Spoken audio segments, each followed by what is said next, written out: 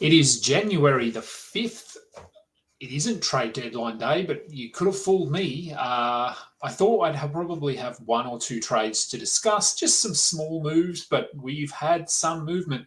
We also had 11 games of NBA basketball, so strap yourself in because this is probably going to be a pretty long show. This is the Wednesday post-game show. Let's go balls deep. I'm the type to get shit done. You the type to observe. March Madness on my speakers, but today's November 23rd. Got something loud in the blunt, yeah. I don't say what I want, yeah. Probably somewhere sunny getting tan. Foreign women in the sun, yeah. That's all that I need. That's all that I need. That's all that I need. Got my brothers with me. Got my brothers with me and my mama's healthy. That's all that I need. Welcome to the Balls Deep podcast, brought to you by Fantasy Basketball International. I'm Adam King. Find me on Twitter and Blue Sky at AdamKing91. Find us on Google Podcasts, Apple Podcasts, Spotify, YouTube, anywhere, everywhere you consume fantasy basketball content. We are also part of the Old Man Squad at Old Man Squad on Twitter. Remember to go and pre-like the trade deadline show, which could end up just being a recap of what I'm about to talk about. There will be more moves before the deadline tomorrow. We can almost guarantee ourselves of that. But we do have some trades. We've had people going everywhere. Even just then, I went to pick up my daughter from the bus and Mark Williams got traded. So that was great. All right, let's share my screen and get into these trades. Now, of course, these are all pending, I suppose, because we don't know if teams are finished moving players, adding players, removing players. So this is purely based on what is in front of us right now. We'll start with this one now. ESPN, I don't think, have even updated their draft tracker to include the Mark Williams trade. So we will do that trade, but we'll just work through their draft tracker first because this will be a way of keeping me on track. Jimmy Butler finally got his wish. He is on his way out of Miami, headed to Golden State. A lot of moving pieces in this one. 4 teams involved. Summary is up there in front of you. The Warriors get Jimmy Butler. Pretty simple. Miami, PJ Tucker, Andrew Wiggins, Kyle Anderson, and a first-round pick. Detroit get Lindy Waters and Josh Richardson. Utah get Dennis Schroeder. So let's start at the top. Let's start with the Warriors. Jimmy Butler, look, I don't know if I'm going to call this a bump, but he will play. So in terms of just being active, this is a bump because he will be on the court. What does it do for... Look, it clears up some of that backlog in the backcourt. So we are... And we'll talk about their game today. Obviously, Jimmy Butler didn't play today, but we had a very nice performance from Brandon Podziemski. This clears the way for Brandon Podziemski to play a bigger role, I would assume. Buddy Hield is probably... They're all just going to have to do a bit more. They still don't have a centre, really, not a reliable one anyway. So it's interesting. I would assume the acquisition of Jimmy Butler sort of tells me that they want to win, and we've talked about the fact that their Steph Curry window is 2 years. Jimmy Butler fits that. He's signed a 2-year, probably a contract that's stupidly overpriced, but a 2-year, roughly $120 million deal. So that is their timeline. 2 years, maybe 3. They're not going to do it without a centre. So I don't know whether they're sort of saying, okay, this year we're really, really not in with a shot. Next year, let's come back with Steph, with Jimmy Butler, with Jonathan Kuminga, although he could certainly be on the way out as well. So I'm not sure they're done making moves here, but as we see it now, Buddy Hield, Brandon Podziemski, probably Moses Moody, all play a little bit more. Podziemski would be the guy I would be targeting there for sure. Everywhere else, I mean, Miami, I guess Wiggins will just come into the Butler spot, but Butler hadn't been playing. So he is going to take some value away from guys like Nikola Jovic primarily. Potentially Khalil Ware, only because they can play Wiggins at the 4. They can shift Bam up to the 5 a little bit. I still think Ware is pretty clearly a must-roster player, but maybe just shave a little bit off the top for him. And just having Wiggins there is going to take the ball out of Tyler Hero's hands, Duncan Robinson. So they probably all lose a little bit on what they've been doing the last month, let's say. Jovic, I know people are not panicking necessarily, but questioning what Jovic's role is going to be. I think he'll be okay. Again, shave a little bit off the top, but to me, it's probably Hayward Highsmith that loses out here. He probably goes back to like a 10, 12-minute role. Jaime Jaquez hovers around where he is, minutes in the low 20s. Jovic, I think, still will get minutes in the high 20s, 26, 28, maybe 30. So the upside is not as high, but I think he's still a must-roster player. Rozier, look, he wasn't must-roster anyway, and I don't see any way he will be must-roster now. As for Wiggins, his value probably hovers around the same. I don't think there'll be a massive shift for him here. He comes from playing alongside Steph to Tyler Hero. Now, Bam is a little bit more of a higher usage front court player, so maybe Wiggins takes a very small hit here, but nothing significant. Detroit, Lindy Waters, Josh Richardson, nothing really there for me. And Utah get Dennis Schroeder. I'm not sure he sticks around there. I mean, it would make zero sense for them to play him over Isaiah Collier, Keontae George. Sexton is obviously out, and Clarkson started today for whatever reason. So, look, maybe he plays, but I wouldn't be surprised if they move him on. All right, this trade was a fairly late one as well. An hour ago, maybe an hour and a half ago, the Pelicans finally trading Brandon Ingram to the Raptors there. This was almost preempted half an hour before it actually happened. Brandon Ingram was on the bench for the Pelicans, and then he wasn't. So things like that always tend to mean something is happening. He will head to Toronto. The Pelicans get back Bruce Brown, Kelly Olynyk, a first-round pick and a second-round pick in next year's draft. All right, what does it mean for... Let's start with the Pelicans. What does it mean for the Pelicans? Brandon Ingram had not been playing, so basically don't worry about him. What does it do for the value of the other players remaining with Bruce Brown and Kelly Olynyk coming? I'm not sure either of them stick around here. Again, where they're positioned in the standings, it makes zero sense for them to play them. I think Kelly Olynyk's on an expiring deal, maybe. So they may not be done. They may use them as part of a deal tomorrow. For me, I mean, Trey Murphy, lock him in. Yves Missi, we're locking him in, obviously, with Tice move this morning. Carlo Matkovic played. He started and played today. Now, if Olynyk... I actually don't mind Olynyk on this team if they want to play him. I think he's a fun addition to a team that doesn't care about winning, but I'm not sure they will do it.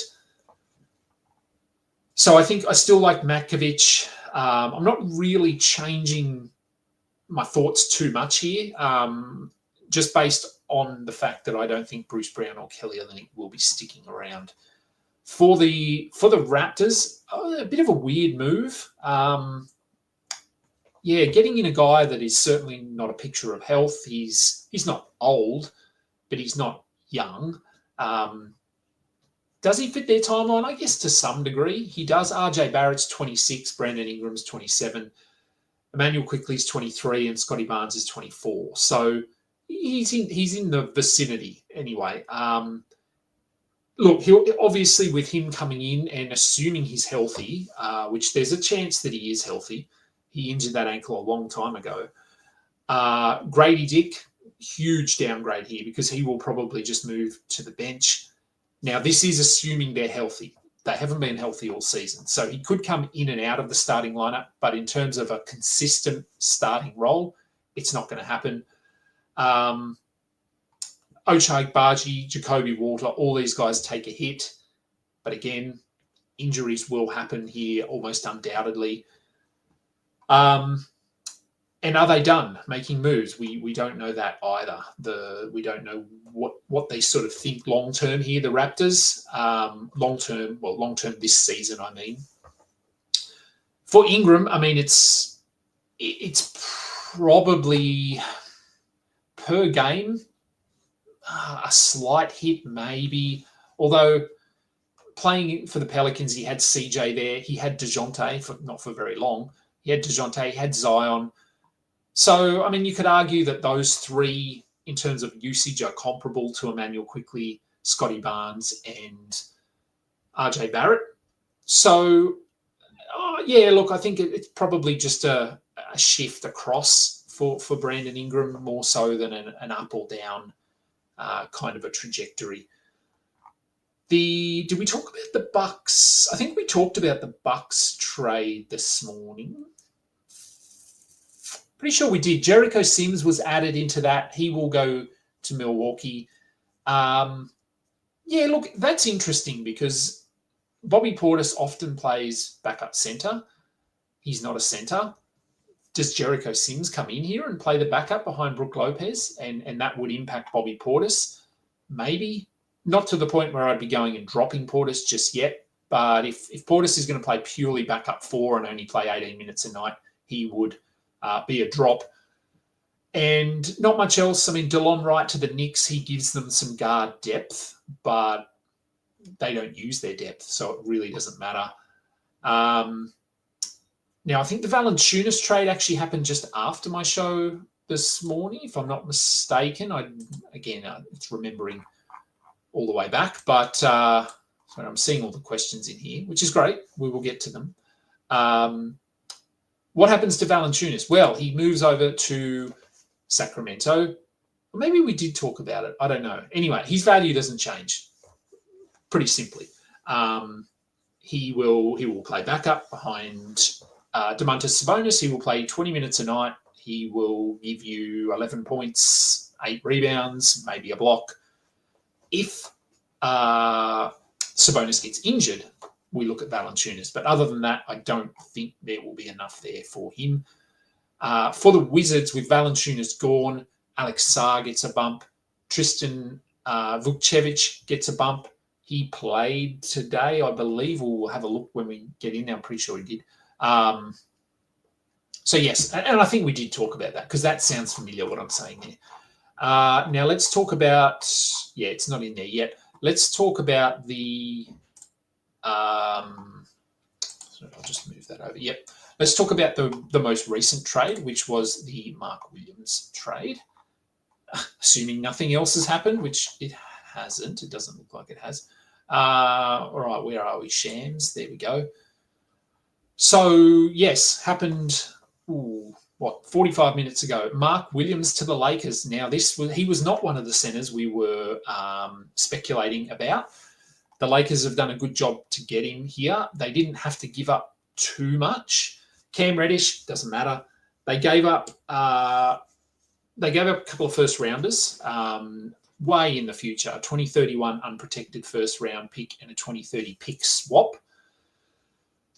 And Dalton Connect. So the Hornets clearly building for the future here, getting rid of, he was their franchise center. They'd moved Nick Richards to clear a path for Mark Williams. They then moved Mark Williams to clear a path for Moussa Diabate. I don't know. For Mark Williams, this is absolutely a bump because he will play. The question, assuming he's healthy, he will play. The question was, does he sit back-to-backs? Do they just give him random rest? Does he get managed? That will not happen in Los Angeles. If he is healthy and ready to go, which he has proven he is, then he is going to play. He is going to... Look, maybe they do sit him back-to-backs, at least for a little bit, but he's certainly going to play more than he was in Charlotte. So I think this is absolutely a bump for Mark Williams. Now, he's not available anywhere, so if you have him, it's just a happy day for you. Let's, I guess, staying with the Lakers, Jackson Hayes is a drop. We don't need to be holding Jackson Hayes anywhere. For the Hornets, they lose their starting centre. So Moussa Diabate is, I presume, the starting centre, but are they done? I don't see him as a starting centre in the NBA. He's a good rebounder, but he has zero offensive upside. But I don't think the Hornets care at this point. So maybe they are just going to run him out there. It's not Taj Gibson. We know that. So I guess we're just adding Diabate based on this. I would say wait until after the deadline tomorrow, just in case there's another move that comes. But in the meantime, Diabate will probably be added. So if you just need rebounds and defensive stats, I would give him a look. With Dalton Connect coming in, I think he probably starts for them. I don't see why they would be trading for him if they weren't going to start him. Interesting fit. I mean, we've seen flashes from Connect this season. It hasn't been super encouraging, but there have been moments. So the Hornets are just going to give him a runway here to see what he can do, playing alongside LaMelo Ball. When LaMelo is back, I think Nick Smith takes a bit of a hit here. Because I think he moves back to the bench. I don't think they move Josh Green to the bench. I think it will be Nick Smith. But they could go with LaMelo, Connect, and Nick Smith with Miles Bridges and Moussa Diabate. There's a few ways this could go. So I would hold Nick Smith for now because LaMelo is still out. Remember that. So hold him. Micic, probably hold him as well until we figure out where they're going with this. But I think for me, it's Diabate is the guy we want to be looking at there. And Cam Reddish, I don't think they're going to do anything with him, so I wouldn't worry too much. Let's have a look at... just checking messages, just checking any breaking news, anything like that. Nothing that I can see. All right, let's have a look at some questions just very quickly, and then we will get into the games. All right, we'll start with P-Dub. You were offered Reeves for Hartenstein. Thoughts? Well, my thoughts are it's an offer. Would you take that offer? Look, I mean, very different players. I know this is always sort of the cop-out kind of answer, but very different in terms of what they're bringing you here. Do you need rebounds? Do you need field goal percentage with some blocks? Or do you need points, threes, and some assists? Very different. Overall value, look, Hartenstein, I think it's probably the slightly better option there. But again, if you are okay in the big man department, I'd be okay with taking Reeves on there. Lone Des, is Kelly Olynyk a must roster after this trade? I don't think so. Like I said, I'm not sure they keep him around. If they do, then I also don't think he starts. I don't think they're going to bring Kelly Olynyk and start him over Yves Nisi, just given that they are whatever they are in the standings, near the bottom. Would I pick up Keyshawn George or Bub Carrington? I don't think so, no. I mean, let me just bring up... I know they were good today. They were against Brooklyn. I wouldn't be prioritising them. I mean, they have had opportunities all season and haven't really done a lot with them. So, yeah, I don't think I'd be prioritising. All right, Joseph, wondering about my thoughts on this trade-off from yesterday, now knowing that Buzelis is starting. Mobley, Buzelis, Cam Thomas, or Josh Hart, Jarrett Allen, and you're a Bulls fan. Okay. Who would I rather there? Cam Thomas is the question mark for me. Just we don't know what the Nets are doing here. I think he'll come back and just play. He's not gonna accidentally cause them to start winning. So I think Mobley's the best player there over Josh Hart, over Jarrett Allen, over Cam Thomas, over Buzelis. Look, I'd be okay with that trade. Yeah, I think it's fair. So if you're a Bulls fan and you want to get Buzelis on your team, Cam Thomas could be huge down the stretch. So there is some upside there. What else have we got? So Joseph, your guess is Mark Williams loses out on a per game basis. Yeah, look, he probably does, just because they have Austin Reeves and LeBron James and Luka Doncic. But imagine how many dunks he's going to get, how many lobs. So he probably loses out per game, but plays more. So I think he's still a winner. Yes, I am aware, Alex, that this is going to be a long show. I do need to go and pick up my daughter from tennis in about 50 minutes. So 45 would be better. We'll see how we go.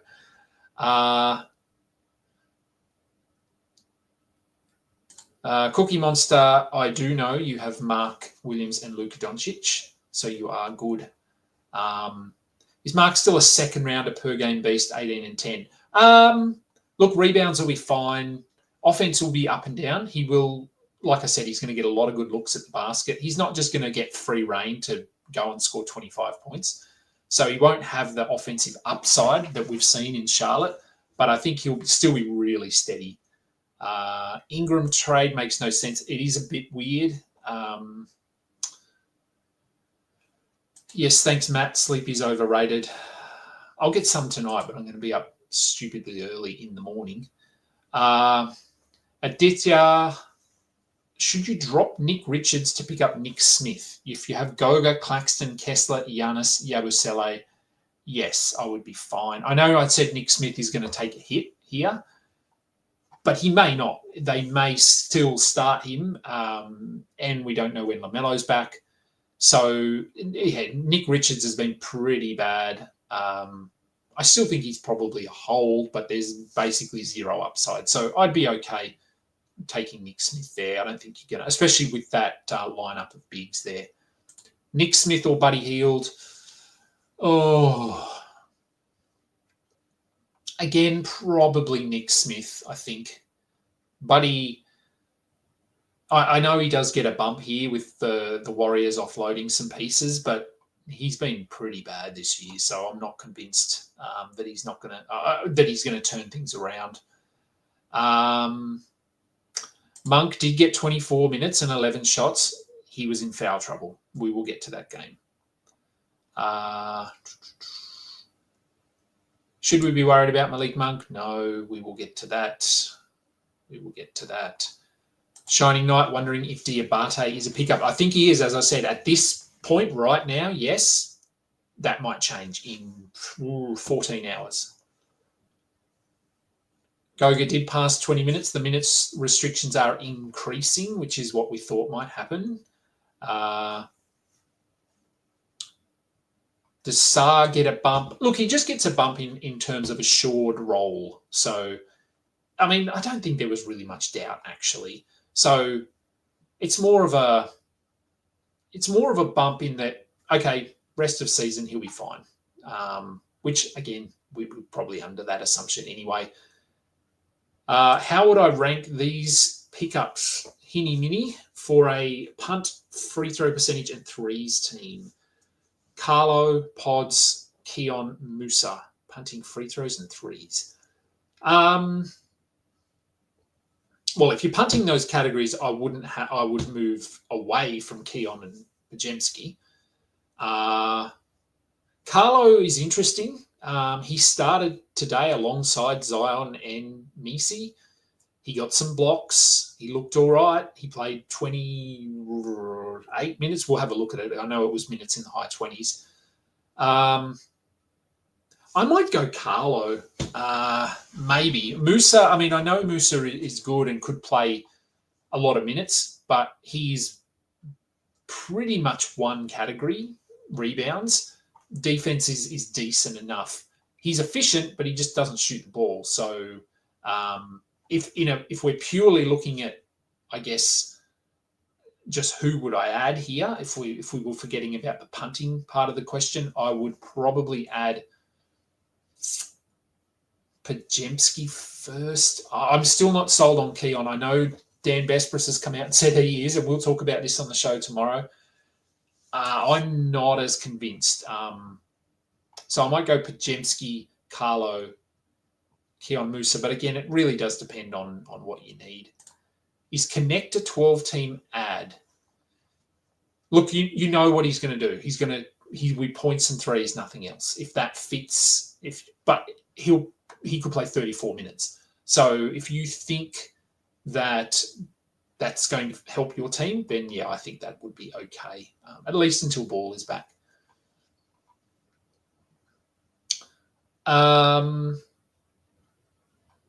Who is more worthy of a pickup in a 7-team points league? Diabate or Sarr? We go Sarr. How many? I get this question pretty regularly, actually. So Taylor asks, how many players on the same team is too many? You now have 4 Heat players. Do I drop one of Ware or Wiggins to diversify? 4 is a lot. I'm usually happy with 2 to 3. Obviously, this is the result of a trade. I mean, you want to have a look at, like, they're all starting. Do they cut into each other's value? I guess Bam and Ware, you could say they do a little bit. But I mean, they're all pretty clear must-roster players, all probably top 80 players. But if you wanted to move one of them, I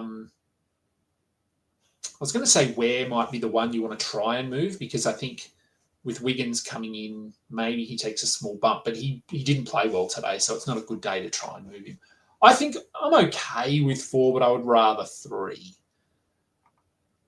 All right, let's get through these so I can get to the games. Alex, my team's playoff chances have flipped in days. Luka, 12 games. Mark Williams, no shutdown. Bilal and Sarr picked up this morning. Good ads. Traded Hartenstein for DeMar DeRozan. Chet still to come. Yeah, it has been a very wild deadline, just in terms of timing, I think. Matt Carmody, would I burn an ad on Pajemski, Bub, Kispert, or Goga? I would be dropping Dylan Brooks. I'm absolutely fine dropping Dylan Brooks. I'd have Goga over Dylan Brooks quite comfortably. I'd probably have Pajemski over him as well. Kispert, I'm not so sure. Bub, maybe. I'd certainly have Goga and Pajemski over him. What have we got here? Another one from Alex. How does Brandon Ingram impact existing Raps players? He is an impact. I mean, he's another offensive-minded player. So he takes a little bit away from all of them, but we haven't actually seen all of them healthy very often. And yeah, so I think he certainly impacts them, but I wouldn't go making any moves based off this. Any players that I'd pick up right now in a 12-team 9-cat league based on the trades made so far? Well, who did we talk about? Diabate, Connect, Pajemski. I'm going to have to bring the trades up again, aren't I? Or I'm going to miss one. Let's go back through. If Jovic is dropped, I would consider adding him. Matkovic might be another one. And the Diabate, I talked about him. I'd be, dropping Jackson Hayes. Yeah, that's probably some that I can think of off the top of my head. Nick, Zaid or Zade? I don't know. It might be Zaid. I'm going to say Zaid. It sounds better. Should I drop Ware or Goga for Diabate or just hold them? No, I would not. Only because I think Ware and Goga have top 50 upside. I don't think Diabate does. I know he's going to play a lot, but he might score like 6 or 8 points a game.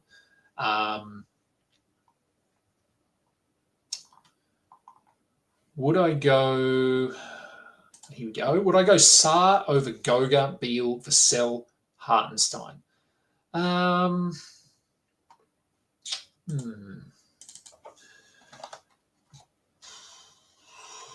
don't think I'd take him. I think him and Goga are probably pretty close. Saar will hurt your field goal percentage a little more though. So if you're looking for more of a traditional big, I'd still lean Goga. I'd probably take Hartenstein over him. Vassell was good today. I talked about. I gave my thoughts on Vassell, and I will continue to do so when we get to the games, if we get to the games. I'd probably consider him over Beal as well. So I think I'd have. I don't know. They're all sort of in that top 80 range, so probably comes down a little bit to need. I'd have Goga over him if you want more traditional bigs. Hartenstein I would have over him, I think. Vassell, Beal, you could make a case if you need blocks. Who do I like rest of season, Collier or Scoot? I like them both. Who would I rather? I don't know. It's pretty tough at the moment. I mean, Collier's playing well. I might lean Scoot just, but it's pretty close. Pretty close. Ware or Diabate, I would go Ware. What do I think happens with Reeves? The peaks in Lakers. Do I think he's moved? No, I don't think so. I didn't think Mark Williams would be moved. I didn't think Luka would be moved. Even New Valanciunas would be moved. Didn't really see Middleton being moved. We assumed Ingram would be moved. We just hadn't heard much about it. So you never know. They might. He is a little bit now. He's absolutely not useless, but I just mean what he brings to the table now. They don't need as much with Luka and LeBron there. Reeves is also a little bit older. He's sort of in between. So Lakers have done a really good job here. They've created themselves, I think, 2 windows. They've got a 2-year window now with LeBron, bringing in Luka, Mark Williams. Reeves fits that timeline. Their next timeline, which is in maybe 5 years or 6, when Luka is in his early 30s. Mark Williams will still be very good at that point. Reeves doesn't necessarily fit that. So I'm not sure. It's going to be interesting to see what the Lakers do, but they've done a very good job so far, which I hate. All right, let's get to some games because we have a lot to talk about. And we will fly through these. I've got about half an hour, so I think we'll get there. I need to have some water first, and I need to check that there have been no more trades. No more Shams tweets. No, we're good to go. Milwaukee at Charlotte, and I have to remember who won all these games too, don't I? The Bucks won this one, I think, 112-102. Bobby Portis started with Giannis out. So what I said about Bobby Portis before, playing backup 4 with... Oh, who did the Bucks get, man? Oh, Jericho Sims, that's right. So, yeah, I'm not sure what happens there. Hold Bobby Portis. He was very good. He always is when Giannis is out. Torian Prince, we're not looking at him, or Andre Jackson, or I think AJ Green was moved, wasn't he? Anyway, not really looking at any of those bench guys. For Charlotte, we know there's moves incoming. Mark Williams actually wasn't good tonight, 6 and 5, 2 assists, so one of his poorer performances. But we can put a line through his name. And Moussa Diabate will come in. He had 10 and 13 tonight in his 23 minutes. He will play, well, assuming, again, he stays and plays as starting centre, he probably gets 28 to 30 minutes. The rebounds, I've said, will be very good. Points will be hit or miss. I mean, he got to the line 8 times here. He only attempted 2 field goal attempts. Didn't get you a steal, didn't get you a block. So it's going to be up and down.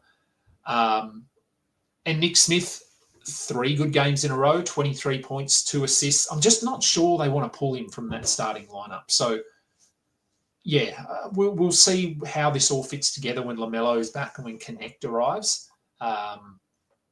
But the Hornets are certainly building an interesting young core here with a lot of pieces, a lot of trade pieces and draft pieces and things like that. Cleveland at Detroit. Cleveland get the win on a Darius Garland logo three-pointer. Poor Detroit. Nothing really to talk about when it comes to Cleveland. They haven't made any moves. Nothing changes. Donovan Mitchell was out. Karis LeVert gave you 0 points. Hopefully you didn't waste a pickup on him tonight. Craig Porter out of nowhere, 16 points. We've seen him do this before, but I'm not adding him, Ty Jerome, anything like that. Donovan Mitchell will be back, I assume, for the next game. For Detroit, we got a pretty solid Asar Thompson game, 12 and 8, 3 assists, 3 steals. Tobias Harris left this game with a leg injury. Does he miss time? I don't know. If he misses time, we will see a little bit more of Asar Thompson. And Cade's doing enough already, not much more he can do. Tim Hardaway actually outplayed Malik Beasley in this one. I would still rather have Malik Beasley. Duran, I benched him tonight. I didn't think he'd have a fantastic game. He was solid, but not great. 8 and 10 with a steal and a block. Yeah, look, I think we're watching Tobias here. If he misses time, Beasley would probably come into the starting lineup. And maybe we see a little bit more of Simone Fontecchio off the bench. He could even start, to be fair. They may go with him as a starter. All right, Spurs at Atlanta. First look at De'Aaron Fox as a San Antonio Spur. It was Stephon Castle who moved back to the bench. We weren't sure what they were going to do. Chris Paul was, I think he was doubtful initially, and then he was upgraded to questionable, and he ended up playing. So let's start with Castle. 11 points, 3 assists, a steal in 20 minutes off the bench. If this is what he's going to get, drop him. He's not worth. This was the worry. As I've said, I think Jeremy Sohan is important to this team. His minutes were up. He had 15, 4 and 2 with a steal in 27 minutes. So that is the most he's played since returning. Good signs. He is a hold, I think. I know some people have said he's a drop. I think he's a hold. Devin Vassell, I said, despite the fact that Fox was coming in, I don't mind his upside because I think he will get better looks at the basket.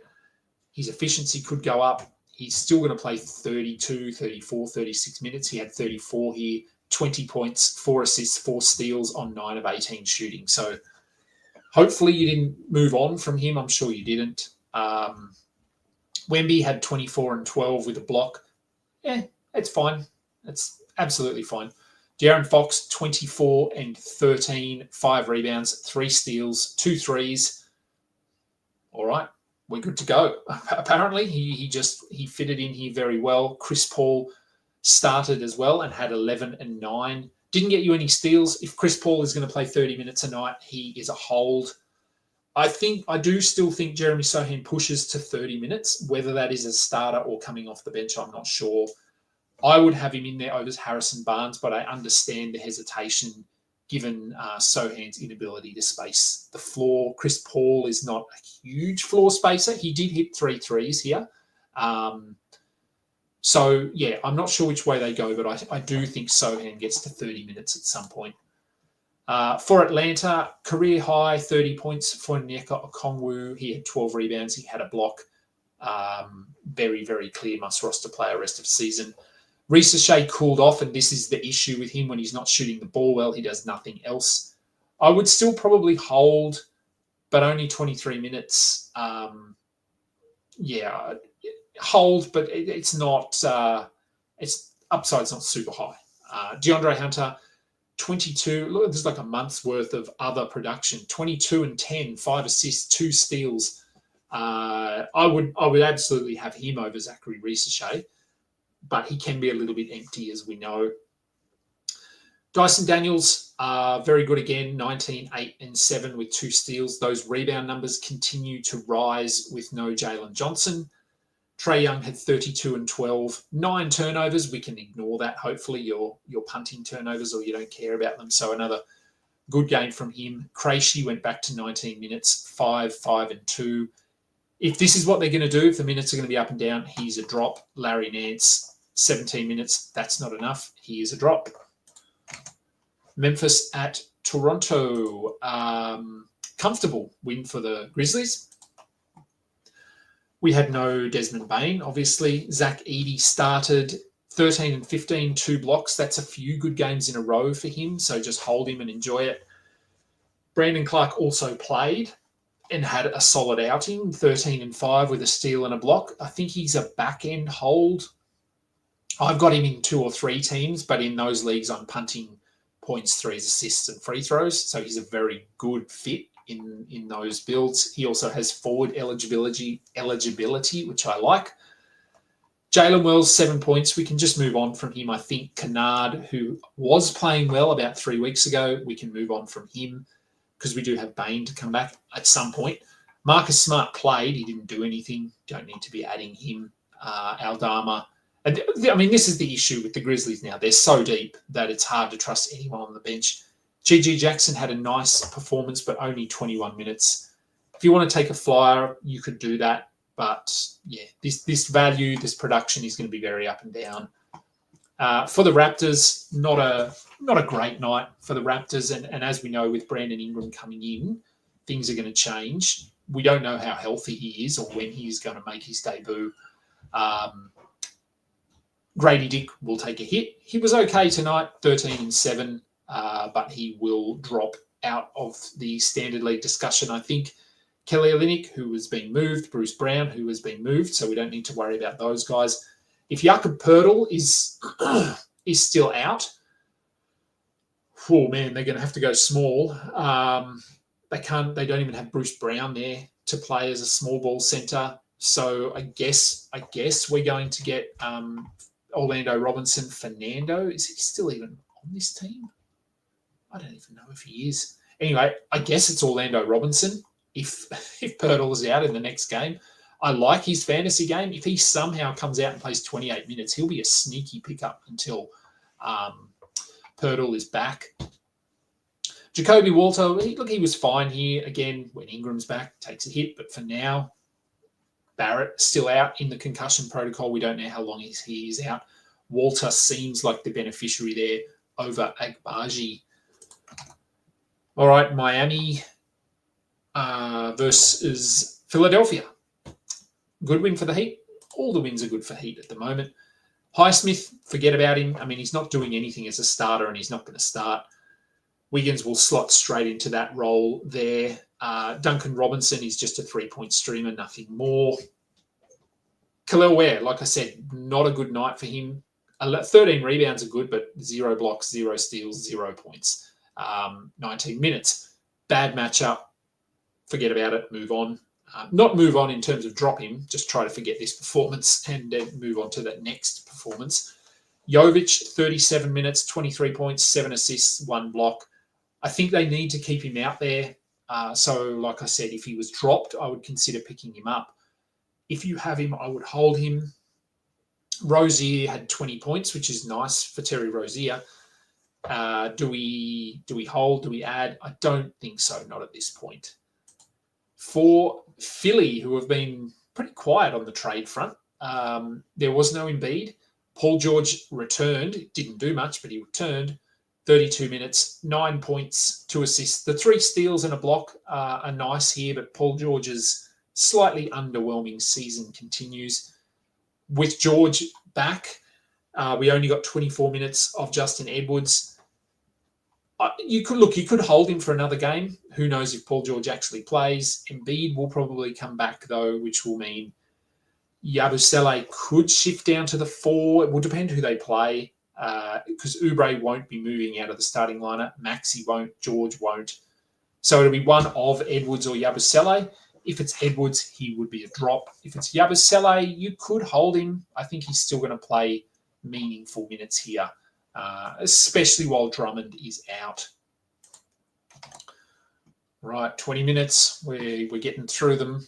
Washington at Brooklyn. What a spectacle this was. Wizards get the win, 119-102. There was no Alex Sarr. He was out, then he was in, then he was out. They go with Rashawn Holmes as the starter, so dust him off, roll him out there. 9 points, a block. I'd still much rather Vukcevic. I would rather them start him. He had 12 and 6 in his 19 minutes. Sarr, I would assume if he was that close today, is very close to returning. So if he comes back in, Holmes will likely just go out of the rotation and Vukcevic will stick in that 18 to 20-minute role, I would think. Koulibaly had 11, 10, and 11. Very random triple-double with 2 steals and a block. His production is really up and down, but he is a very clear... Of all of these guys, other than Jordan Poole, he's a very clear must-roster player. Jordan Poole had 19 points, had 8 assists, had a steal. Much better from him.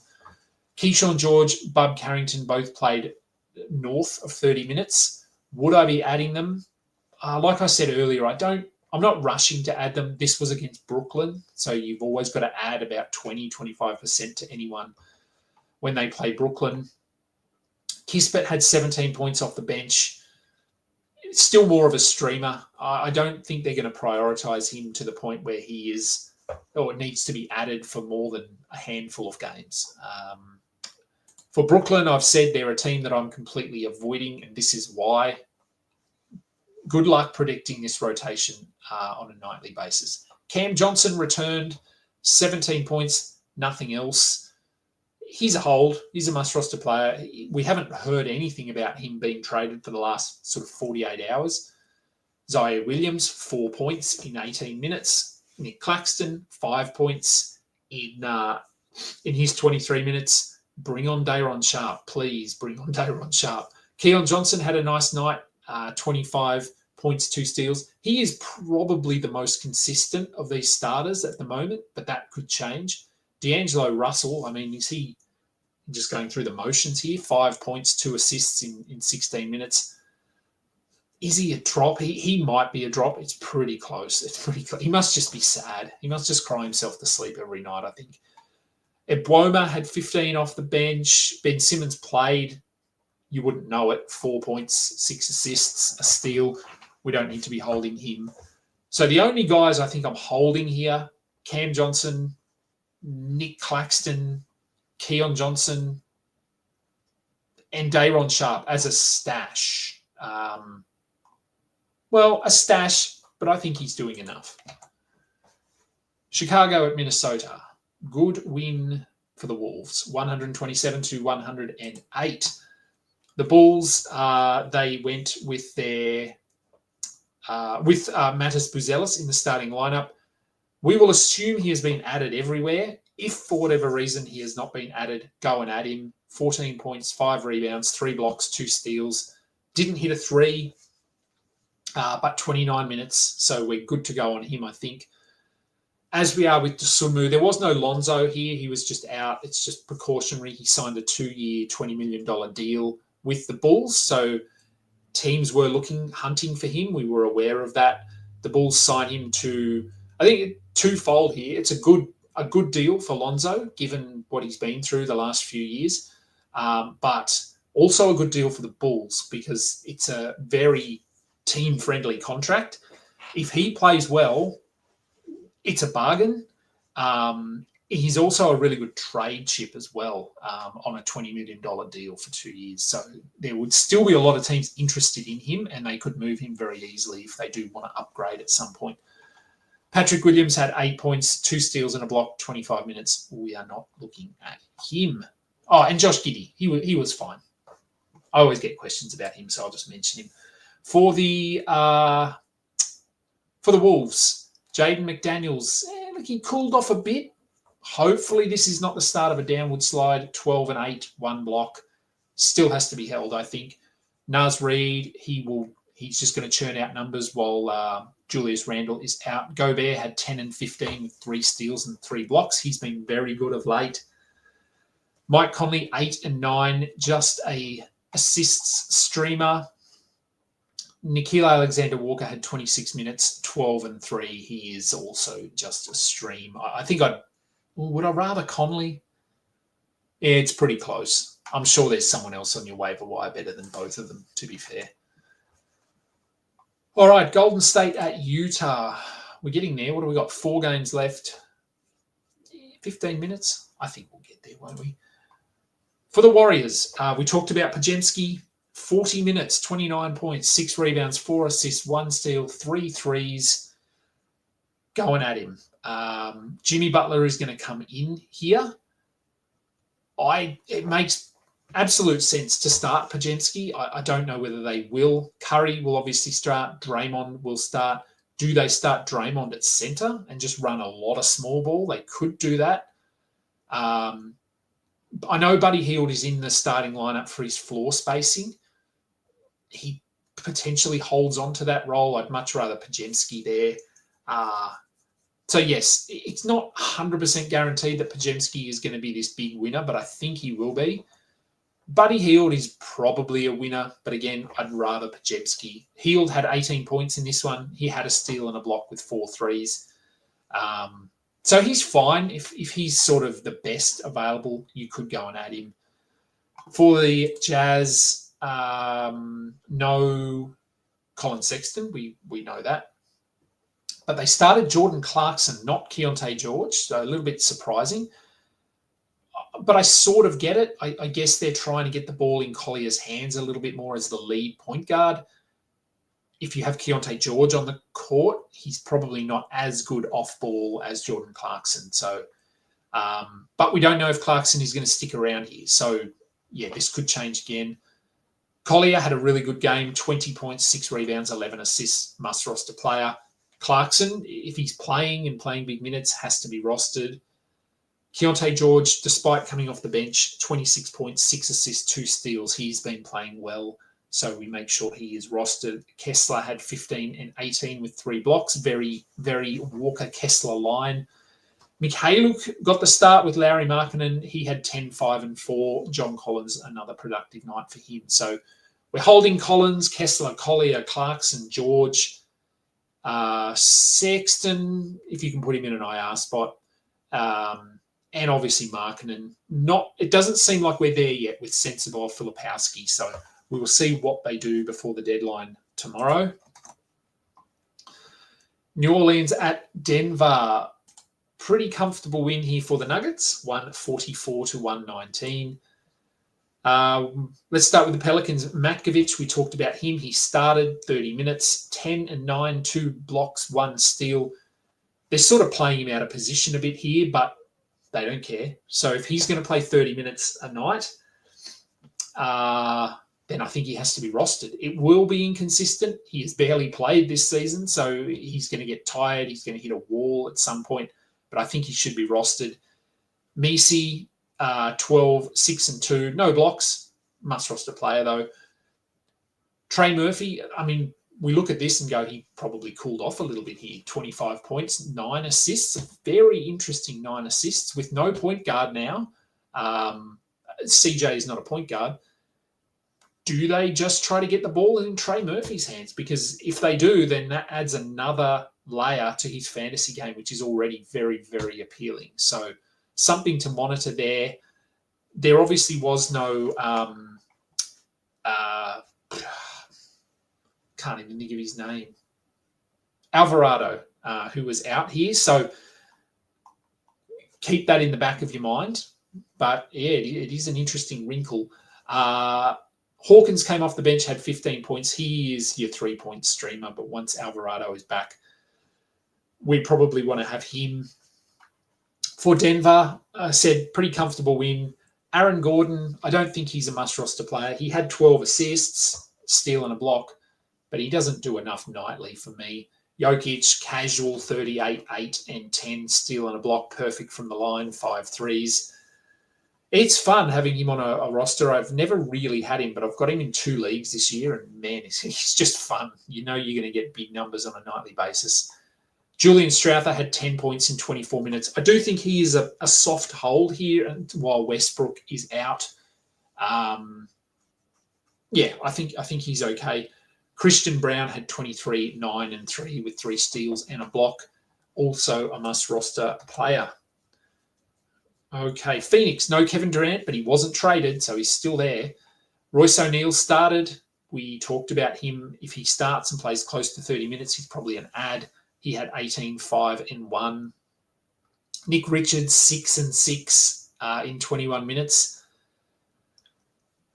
I'm going to hold him in a couple of spots, but again, I'm punting a lot of categories, so I really just need rebounds and blocks and efficiency.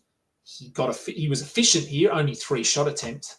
The 6 rebounds are better than nothing if I want to try and stay positive. So I'm going to hold him, but generally speaking, I don't think you need to. Grayson Allen had 3 threes. He is just a 3-point streamer. Tyus Jones, not someone we need to be rostering. Beal had 25 points off the bench. But you bring Durant back into this lineup and it changes everything. For the Thunder, did I say who won? Because the Thunder won 140 to 109. The Phoenix defense is not very good, is it? For the Thunder, Jalen Williams returned, only had to play 26 minutes, 13 points, 4 assists, 2 steals. So not his best night, but very good just to have him back on the court. Honestly, the starters were just not stretched too far. Hartenstein, 26 minutes. He had 9, 4 and 4 with a steal. Shea casually dropping 50 points in 34 minutes. He just continues to be amazing, really. Nothing more to say there. Aaron Wiggins, third decent game in a row, 17 points. No Cason Wallace. I guess he's sort of an ad. Yeah, why not? I'd have him over Lou Dort, I think. He had 4 steals, but at least Wiggins has some upside. Jalen Williams, 12 rebounds. He's just a streamer. That's really it. Isaiah Joe, also a streamer for 3s. Alex Caruso had a steal and a block in his 17 minutes. Another streamer for defensive stats. Orlando at Sacramento. Is this the last one? It is. We made it. Magic. Much needed win here after the way they've been playing over Sacramento. Disappointing Sacramento. For the Magic, let's start with Goga Bitadze. He started. He played 23 minutes. He had 14 and 7 with 2 blocks on 7 of 7 shooting. Signs point to him being the starter and playing 28 minutes. We're not there yet. He didn't play in the last quarter. They didn't need to play him, but I don't think he would have anyway. I think this is all part of the minutes restriction. So I would think maybe within a week he's back to 26.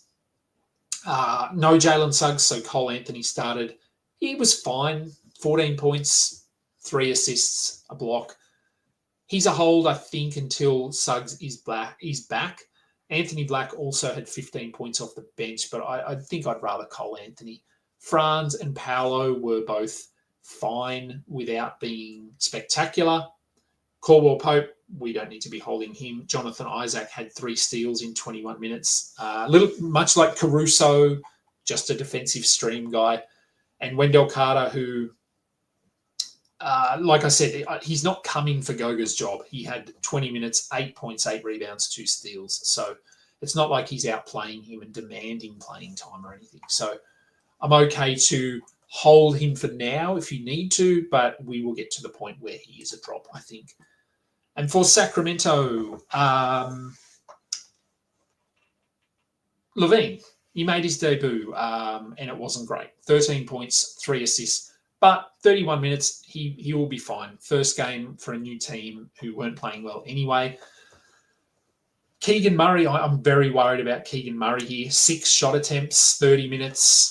I think you can potentially move on. If you want to give him one more game, you could, but it's not pointing to a good end to the season for him. Malik Monk, a lot of questions about Monk. 10 points, 3 assists, 1 steal, 11 shot attempts, 25 minutes. This was foul trouble.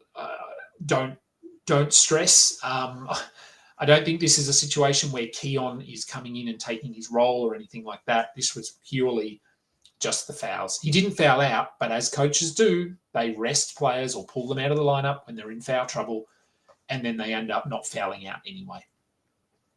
And this is where my concern is with Keon Ellis. So 26 minutes are encouraging. 12 points, 3 assists, a block. But this was with Malik Monk playing 25 minutes. I think Monk will be 32 most nights. Who loses those minutes off the bench?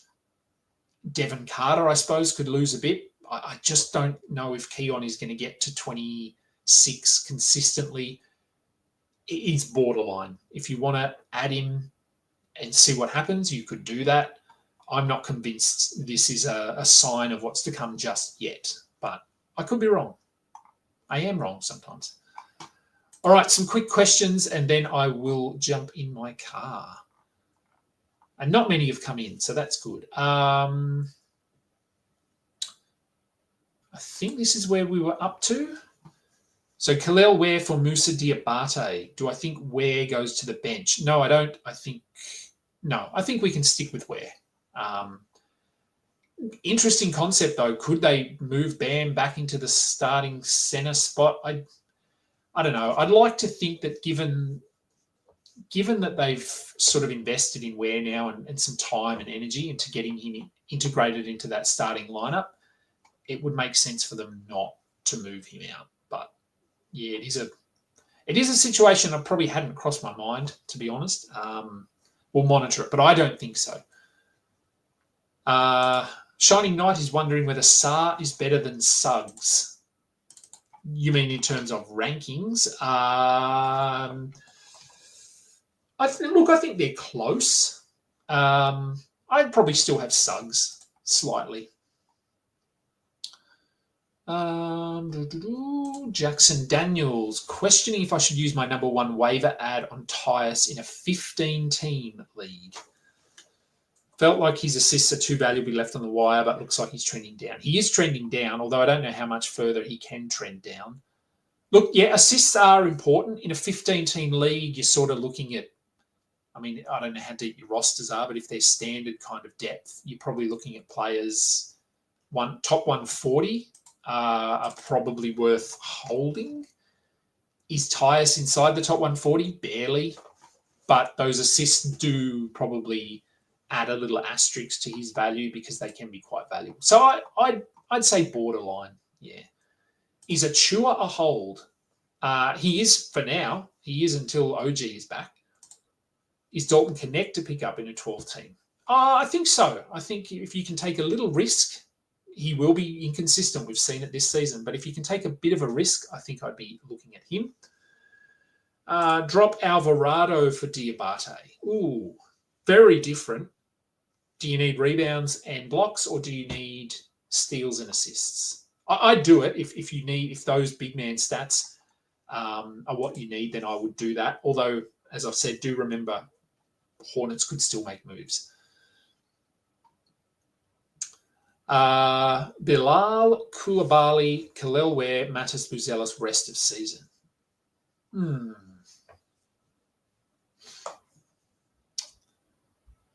Yeah, that's an interesting one, actually.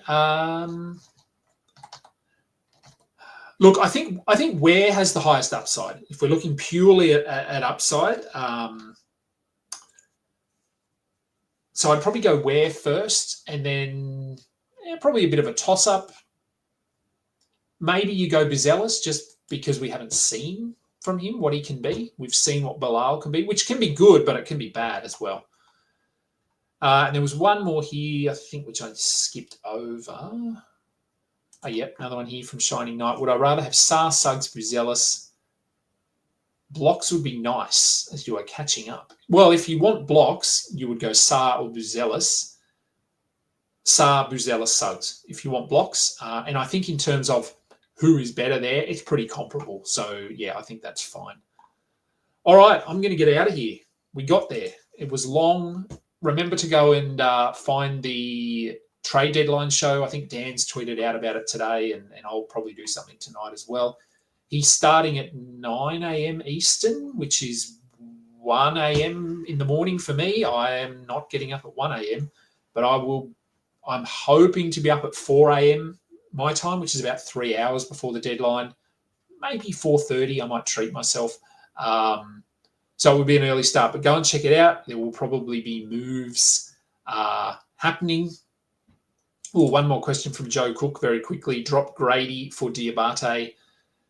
Yeah, I'm okay with that. I think Grady Dick, as I said, with him, well, depends a little bit on when Ingram is going to play. We don't really have word on that, but I would assume he's pretty close. The Pelicans have potentially been holding him out here for a trade. So I think I'm okay with that, assuming Diabate stays as the starting centre. Yes, go and find the trade deadline show. Give it a thumbs up. Watch along tomorrow. Bring your coffee, bring your beers, whatever you're going to be doing, whatever time of day it is. I won't have beers, but I might be able to sneak a coffee in. I don't want to wake my family up, but I'll see how I go. I might be able to make it tonight and just bang it in the microwave and heat it up. I'll need something. Thank you, as always, for watching on. A lot of people watching today. I like that. Lots of questions. Good to see. I'm assuming there'll be more people on the trade deadline show. Let me just quickly check that there have been no more moves. I'm sure someone would have dropped something in the chat. Yeah. Or what time's Dan got me coming in tomorrow? 10 a.m. to close, 9 a.m. What's he doing? Is this Eastern? 10 a.m. So he's got me coming in at 10 a.m. Eastern. Is that Eastern? Oh, no, maybe that's Pacific. I don't know. Anyway, David Williams will be co-hosting before I get on the show, and then I'll jump in and take over. So, yeah, if you haven't, he's a fun bloke. If you haven't met him, you don't follow him, go and follow him. Check out Dan. He would have tweeted it all out. All right, now I'm going. Thank you, everyone, for listening. I'm Adam King. This has been the Bulls Deep post-game show and trade deadline pre-spectacular, whatever we want to call it. Until next time, catch ya.